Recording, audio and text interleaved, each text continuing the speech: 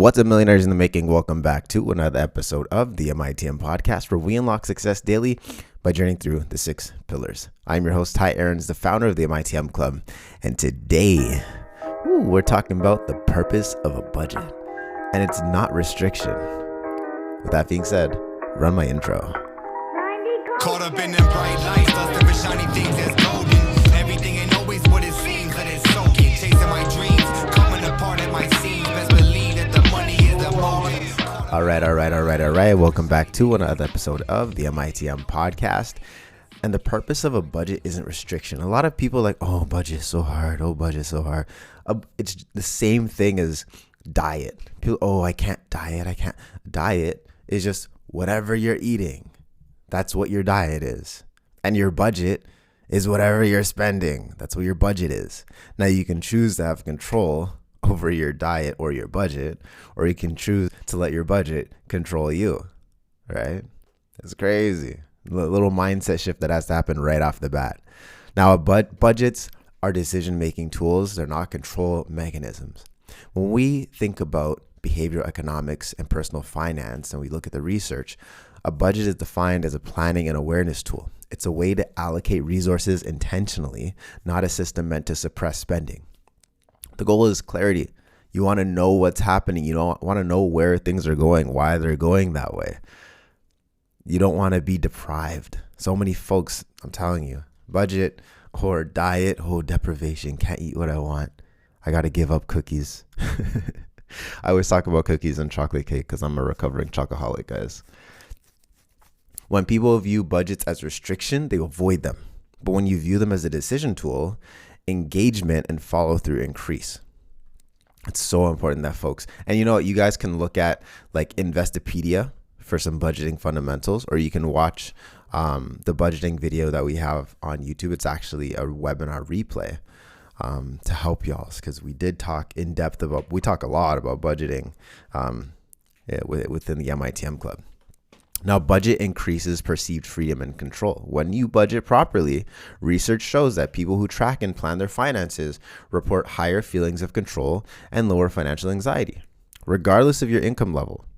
The psychological benefit from predictability, not from spending less, actually helps you so much. Now, knowing what you can spend freely is more liberating than just guessing what you can spend freely. And later on be like, oh no, what did I do?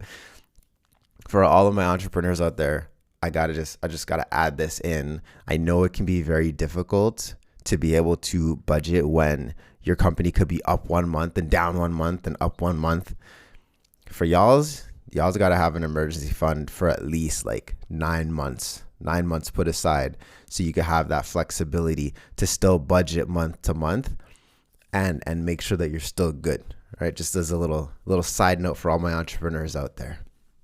Now, a budget protects what matters most.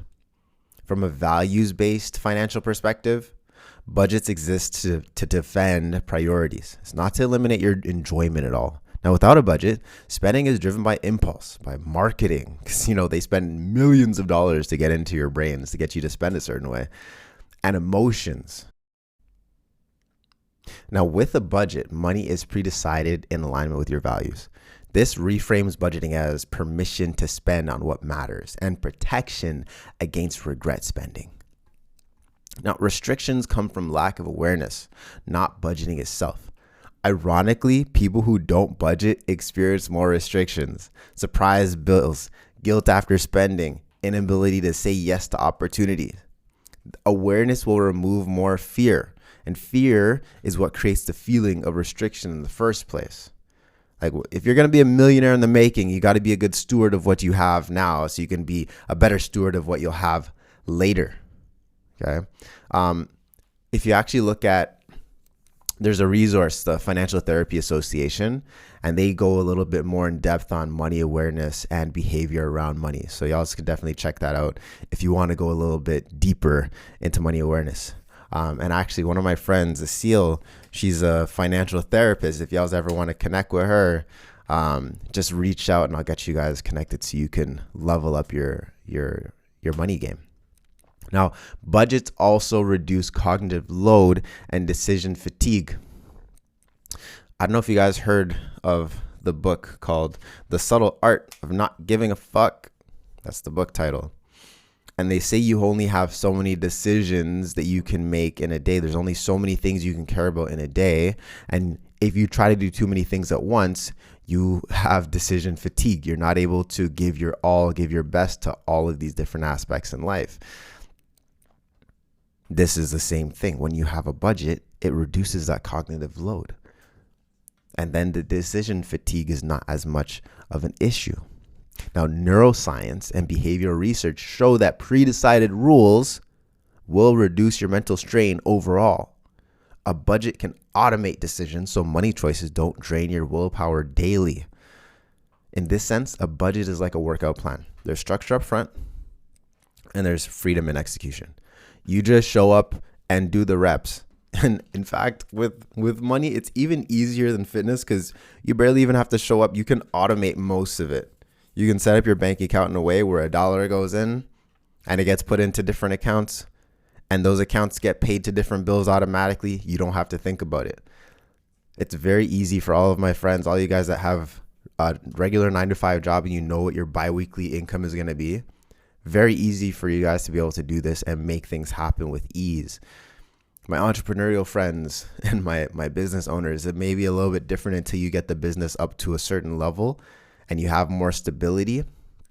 It'll be a lot easier to budget. But we're going to talk about how to budget with variable income very soon, because I know that's something that a lot of you guys that are starting your businesses, a lot of you guys that have taken the leap into entrepreneurship are going to deal with. I know it's something that I dealt with for a very long time. Heck, to this day, still understand the difficulties of budgeting with fluctuating income.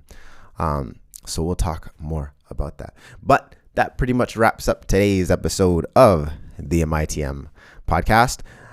Sign up for the Money Mastery Dash while you guys still can. It's going to be an amazing 5-day program where we deep dive into helping you master your cash in 2026. And you can check out one of the webinars before that 5-day program starts. And afterwards, well, this year is the year for you to master your cash. So with that being said, thank you so much for listening to this episode. Remember to smash that like button, share with someone that you love, and I will see you tomorrow. Peace. Give 'em the creme de la creme.